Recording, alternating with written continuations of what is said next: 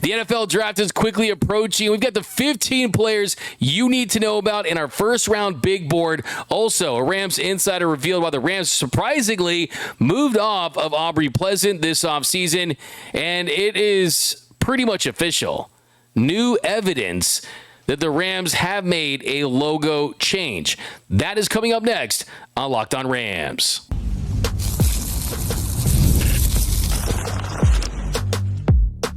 You are Locked On Rams, your daily Los Angeles Rams podcast. Part of the Locked On Podcast Network, your team every day.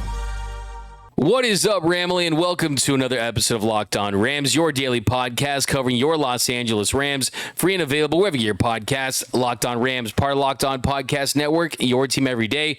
We're also available over on YouTube, so if you haven't yet, do us a huge favor, hit the subscribe button, hit the notification bell, and if you want to support every single episode, do me a huge favor, support the show, drop a like, drop a comment. My name is Doug McCain. You can follow me on X and Instagram at DMAC_LA. I've covered LA sports for over a decade. 24/7 Sports, Bleach Report, SI, Dodgers Nation.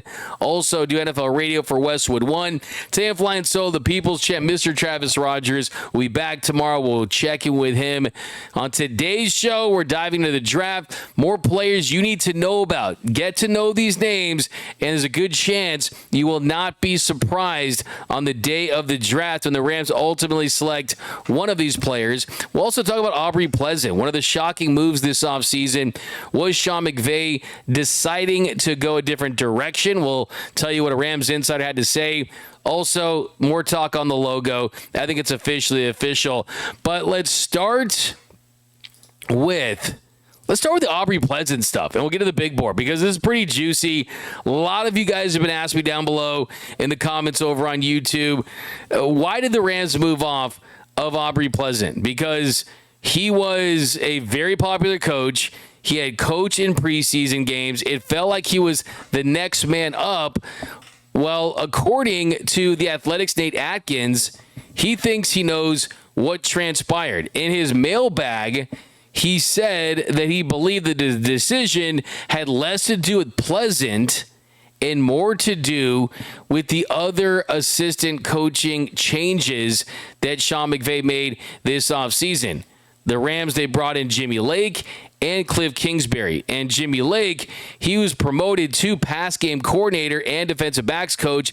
Cliff Kingsbury, he was hired to be the team's assistant head coach. And what Atkins said was that McVay wanted to hire Kingsbury to a, quote, more senior role than the vacant pass game coordinator position following Nate Scheelhaas's promotion to the offensive coordinator spot. So the only other opening was for an assistant coaching role, and you look at where Pleasant is, that was his very current role with the Rams. So on top of that, Atkins also said the Rams have, quote, have big believers and have continued to be big believers in Jimmy Lake since they added him as a senior defensive assistant.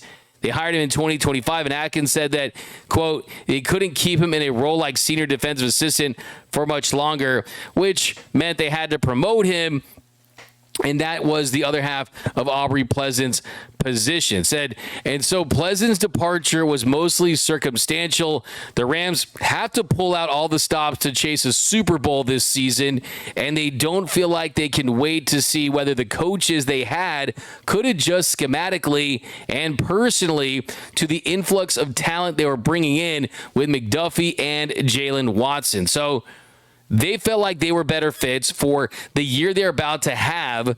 And another thing, too, Atkins discussed was that there was a decline in the performance of the Rams secondary in the second half of last season. Atkins said that Pleasant, quote, ultimately was a fall guy for the Rams' lack of investment in this group.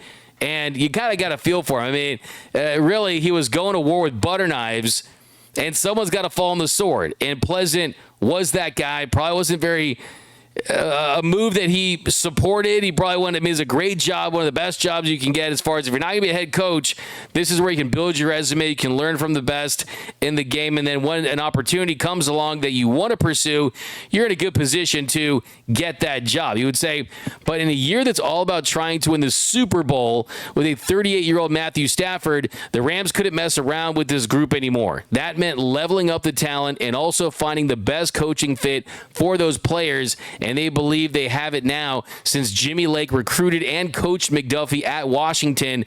Time will tell if they're right. So, look, I mean, I know this is kind of a deeper topic into the weeds if you're following this team, but I think the macro takeaway in all of this is another indication that the Rams are all the way in this upcoming year. The Rams are saying, hey, it's not enough just to go and get the best cornerback that we could have picked up by getting Trent McDuffie. It's not enough to bring back Matthew Stafford, the reigning MVP, and maybe go get A.J. Brown. Instead, we stay with Devontae Adams. They are leaving no stone unturned this offseason. They want to go to sleep at night and sleep soundly, knowing that they can tell themselves, did we do every single thing this offseason to put this organization in a position to win the Super Bowl at SoFi Stadium, because that's where the Super Bowl is next season, just like they did in 2021. So I think you also look at the interviews that Pleasant went through this offseason, and they tell you that he has some interest around the league, but hey, guess what? He doesn't have a role. So that's kind of telling as well. I mean, if everyone loved Aubrey Pleasant, he'd probably be coaching somewhere, but that is not the case. That is not the case. Okay, so coming up next, we've got the big board. We also have got some trade scenarios that the Rams could pursue. You don't want to miss this. That's coming up next on Locked On Rams.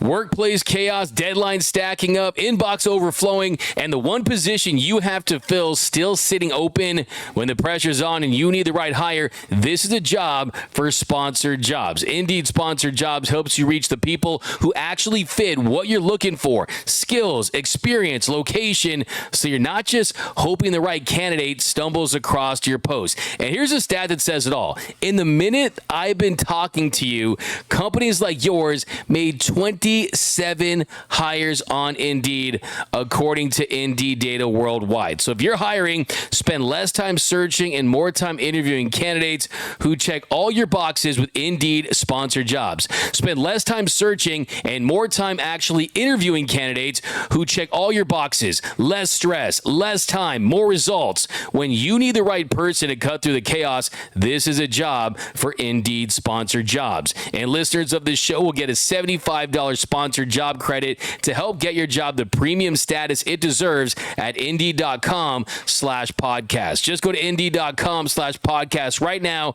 and support our show by saying you heard about Indeed on this podcast. Indeed.com/podcast.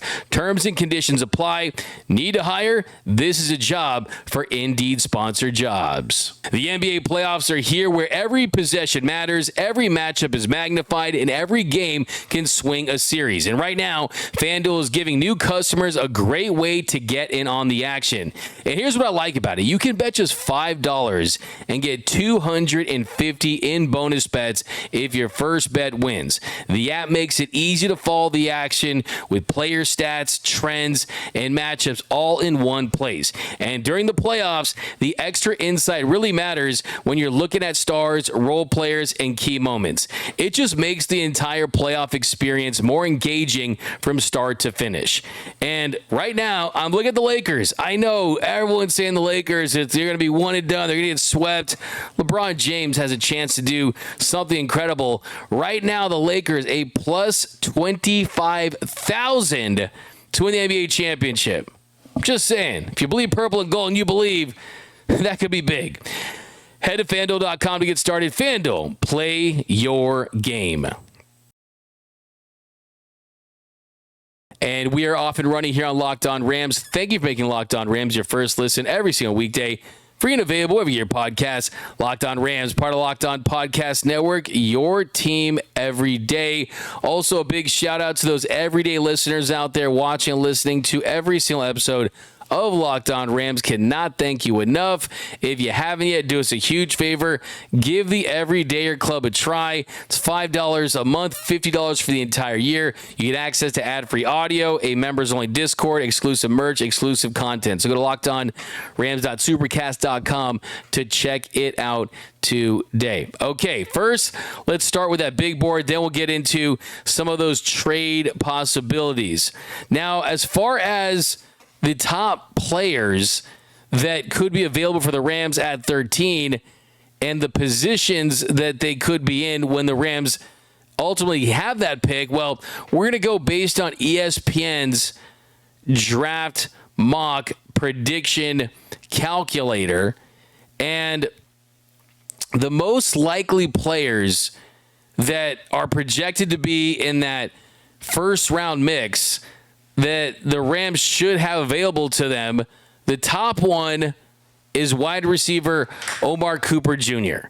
So Omar Cooper Jr., we talked about him on this show and what he brings as a receiver, and he's from Indiana. That's a winning pedigree. He's compact, he's physical, gives you those yards after the catch. He wins with technique, he wins with toughness, balance. He's got some burst. Not the great separator. He's really good on slants. He's good at those crossers, screens, can really finish routes, give you those chunk plays. Don't really love him. I think there's a lot to like about him for sure. I think that I'm cautiously optimistic that the Rams are going to go a different direction. I don't think that he has that, oh, he's the missing piece, let's use a 13th pick on him in the draft. But that is why there's the biggest chances that he's going to be available at that spot. So 98% chance he's going to be available. The second highest odds that this player is going to be available is quarterback Ty Simpson out of Alabama. A 97% chance that he will be available at pick 13. You know my stance on this. You know we've talked about, unless you think he's the second coming of Matthew Stafford, I don't want to see the Rams waste their top draft capital on a player in Ty Simpson when you're as all in, you're as last dance as you possibly can be. That's not to say that this is going to be the last year in the next 4 or 5 years the Rams are going to be top contenders, but I think from an approach standpoint, you have to look at it that way because anytime you have a 38-year-old quarterback, anything can happen. So I just don't like the idea of Ty Simpson at 13. I think if you want to go Nussmeier or Klubnik, the Clemson quarterback, the LSU quarterback, in the later rounds, I could get behind that, but not at 13. That is a major no from me. Then you've got tight end Kenyon Sadiq. There's a 95% chance that Kenyon Sadiq, the tight end out of Oregon, is going to be available. Interesting thing about him, you can put him in the slot. He's someone that does wide receiver things, and that certainly makes him a unique player because the addition of a Kenyon Sadiq does not mean the end of Terrence Ferguson. Really, the idea is there's more 12, more 13 personnel. Both those guys are tight ends. You can run up the seam. They're athletic. They can be pass catchers and receiving first type tight ends. And then if you need to, you can move off of Colby Parkinson, save you like $7 million. But I think they like him. I think they just want to have a deep tight ends room. So that's an option. Then you've got at the center guard spot, this one, I'm not the biggest fan of this, but I think that there is a world where the Rams do take more offensive linemen than you think. And when you look at where they're at this position now, this is an interesting pick. You got Olai Vaveng, Ahi Ohane. And yes, I did spend some time learning how to pronounce that name. And I think it's a great name. And look, if they think that he can solidify the offensive line and he has future starter potential and they don't feel like they're going to pay Steve Avila, I think at some point you should consider taking an offensive lineman in this draft. There's been a lot of talk about the potential to do that because of the situation that they're in. Coleman Shelton might not be back. We talked about Nate Atkins, the Rams insider. He had this to say about the Rams possibly taking multiple offensive linemen in the upcoming draft. He said, quote, "The Rams need a swing tackle, so drafting a starter here could move McClendon back into that role. But McClendon found a much better fit by locking in at right tackle last season. So they also have to believe he's ready to do both at a higher level than he has previously shown. Left tackle Alaric Jackson is the only starter under contract after next season, and it feels like a stretch for this team to extend McClendon and guard Steve Avila and Kevin Dotson if they also want to keep Nakua, Byron Young, and Kobe Turner. They need depth at nearly every spot, too. So, yeah, look for the Rams to take some offensive linemen. I would not be shocked to see them take a lineman at 13 if they felt like he had perennial Pro Bowl level potential, all pro level potential.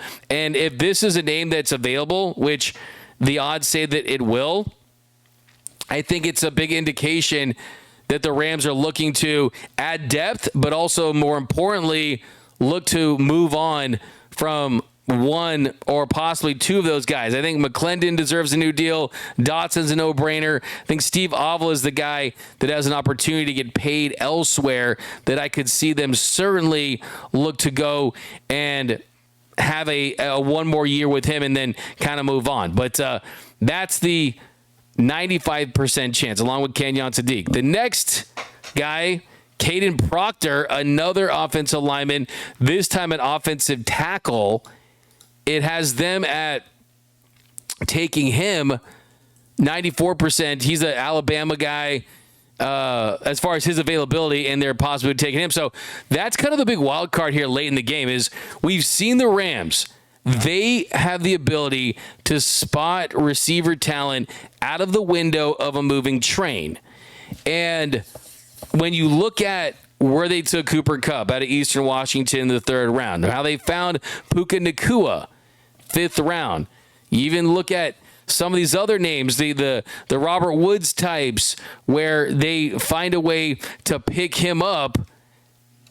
They found a way to get they found a way to get talent at other areas. And that's kind of the thing. I mean, you look at either Sammy Watkins. I mean, they find ways to get their receivers. They don't usually draft them in the first round. They find their dudes, either they develop for them or they find a way to trade for them. I mean, Woods goes to the Bills, then he ends up on the Rams. I mean, there's just so many examples of they just find their ways. Devontae Adams. And look, I mean, we'll talk to some receiver here in a second, but it feels pretty telegraphed and calculated, which tells me the Rams are going to say, hey, you think you can predict what the Los Angeles Rams are going to do in the NFL draft? Hey, I got a bridge in Brooklyn I'll sell you, right? I mean, they always go a different direction.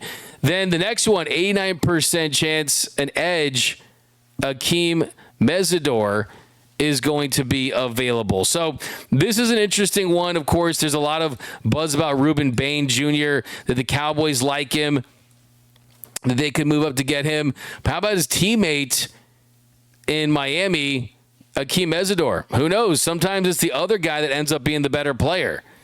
And McVay kind of showed his cards a little bit recently when he did say that the edge spot is a spot where you can never have enough talent. You can never have enough players at the edge spot. And they also have to pay Byron Young.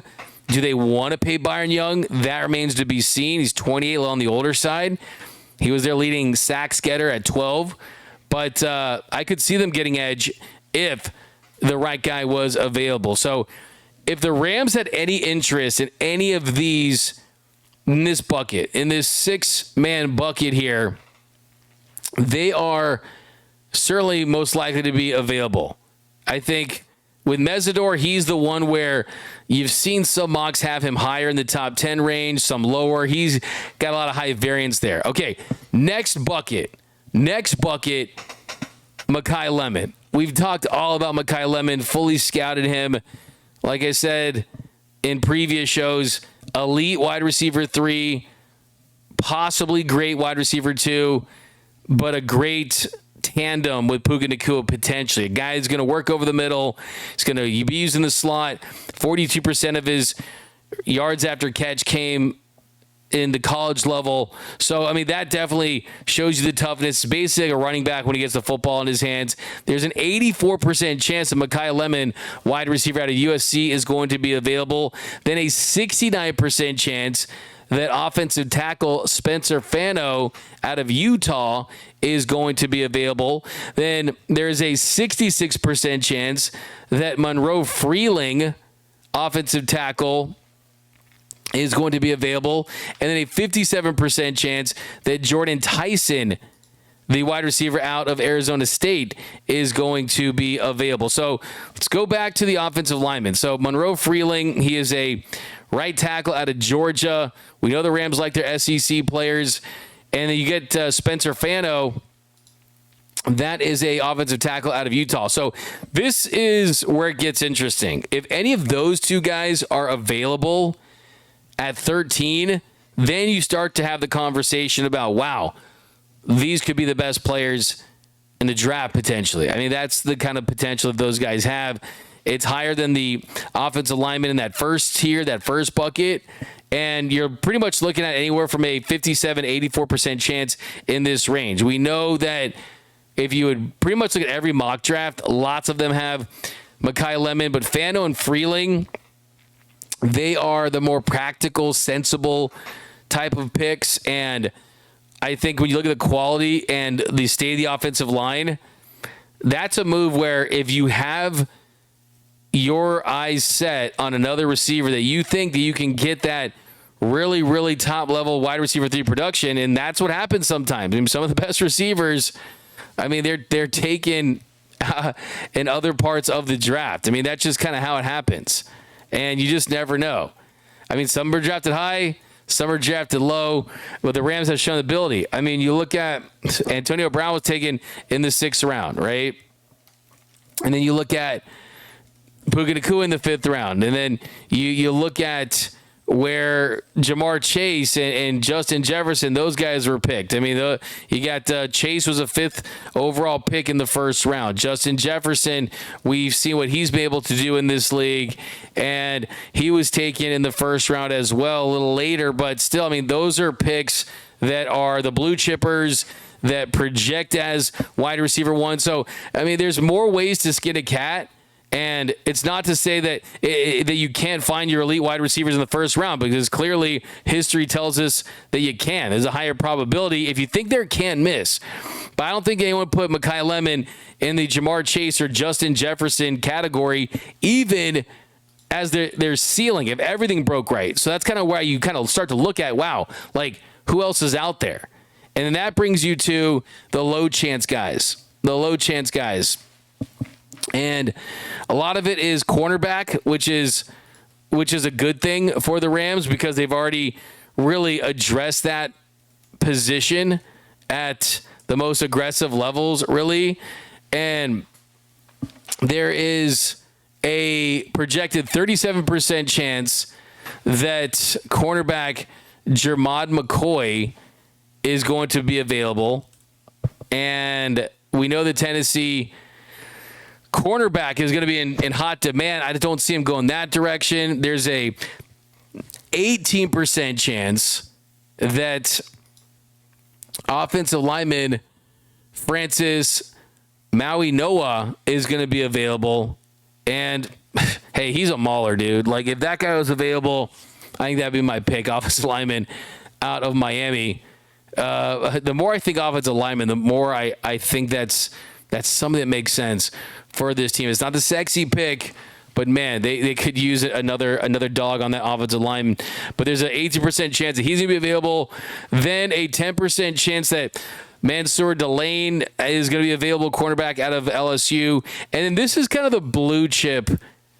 This is kind of the blue chip wide receiver that I think is the game changer in this draft, and that is Carnell Tate, wide receiver out of Ohio State. Because Tate, he's got the tools, he's got the feel, He's got the Ohio State wide receiver pedigree. And I look at certain stats when it comes to those types of players. And with Tate, I mean, he's got an 86% win rate on contested catches in 2025. I mean, that translates. He's an elite route runner. He's reliable. He's 6'2", 192 pounds, finished with 51 catches on 875 yards and 9 touchdowns.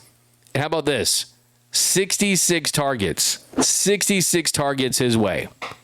He didn't drop a single pass. I mean, he's going to be a Z receiver. He got great body control, pacing. He can win on the intermediate routes, but he also can win on the deep routes and kind of stretch. And I think that he profiles as a receiver that would be a better complement to Puka Nacua in their life after Devontae Adams than what Mekhi Lemon has the potential to be. I mean, not explosive athleticism, a 4.5 340 in the 2026 NFL Combine. But he's certainly a guy that you look at as a plug-and-play wide receiver. And like we talked about a couple days ago, it's some of those, I mean, like Jamar Chase in a 4.3, 440. And, yeah, there's guys that can do that.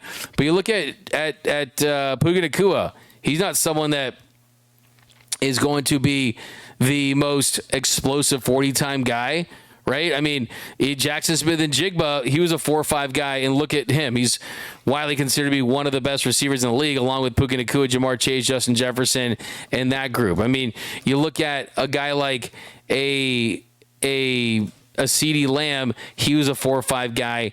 You see what he's been able to do in the league. There's more to it than just the underwear Olympics and that kind of stuff. So that is the low likely available. I mean, to get a guy like that, you're probably going to have to trade up if you want them.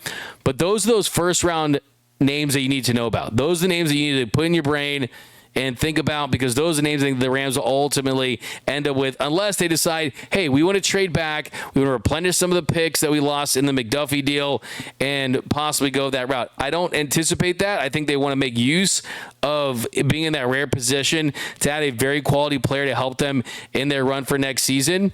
But, yeah, that's where they're at. But coming up next, talk a little bit about that new logo. That's coming up next on Locked On Rams.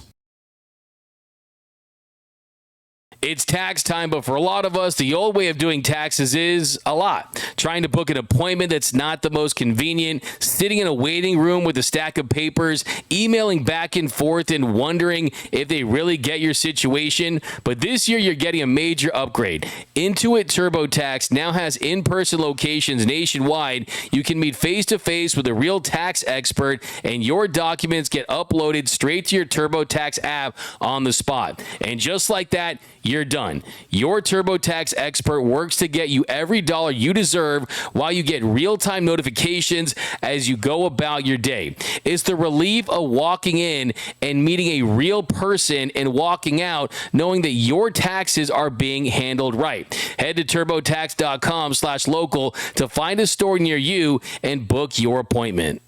The NHL playoffs are here, where every shift matters, every moment is intense, and the pressure is at its highest.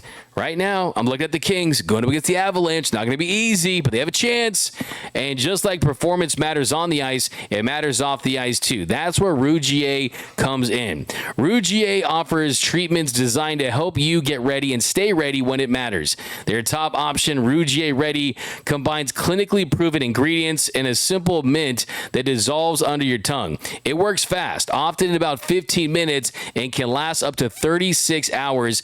And they also offer Go Long, designed to help you with both performance and control. It's all about confidence and feeling like yourself again. Head to Rougier.com/LockedOnNHL and get 15% off your ED treatment. That's RUGIET.com/LockedOnNHL for 15% off. Rougier, performance medicine for men. And welcome back to Locked On Rams. Thank you for making Locked On Rams your first listen every single weekday. Free and available wherever your podcast. Locked On Rams, part of Locked On Podcast Network, your team every day. As you can see, I'm not freezing. That's because when I do a solo episode, I'm not using this software that we use to record, so it's not my internet, it's not my camera, but I still like the jokes. I still love the jokes, and we're still working out those kinks, but it's not, I can't buy a better computer, I can't have better internet, I can't have a better camera, okay? So it has nothing to do with me, but I will take the L, trust me. But all right, real quick. So Budweiser, they put out a new ad for the NFL draft, and on one of the cans is the all yellow Rams logo. So unless this is a big smoke screen, I think it's pretty certain now that you see, I'll put it close to the camera, the gradient's gone. This is going to be all yellow. I have a couple thoughts on this. One, it does almost feel like you just put a new paint job on a car and it wasn't the best car to begin with, and you're like, okay, maybe they'll like it more, maybe it'll sell for more, maybe they'll feel like it's new or something, but it's the same thing. I do think that I don't hate this logo. I really do. I think that if you're an LA team, if you want to sell merch, you want to take advantage of having LA on a hat. Like the Dodgers, like the Lakers, they made an updated logo years ago that had more of an LA. I don't hate it. I just, what I don't like is that it kind of looks like two crescent moons and that kind of thing, but we'll see how I'm more concerned about how the jerseys work and also what the new Rams horn, what that logo is going to look like. But all yellow, I don't know. I have to see it. Like, it does kind of just, it looks a little more bland, and it just looks like you can't really see the full effects of the horns on it. But I think that at this point, it's pretty certain that that is what they have done. But let me know down below. Let me know on X at DMAC_LA. Do you like the Rams logo update if it's this current one but all yellow? Let me know and I'll read some answers on the show. What would you rate it out of 10? What do you think they should do? But tomorrow we'll bring those trades in. We got a lot jammed into this show, but we'll be back tomorrow.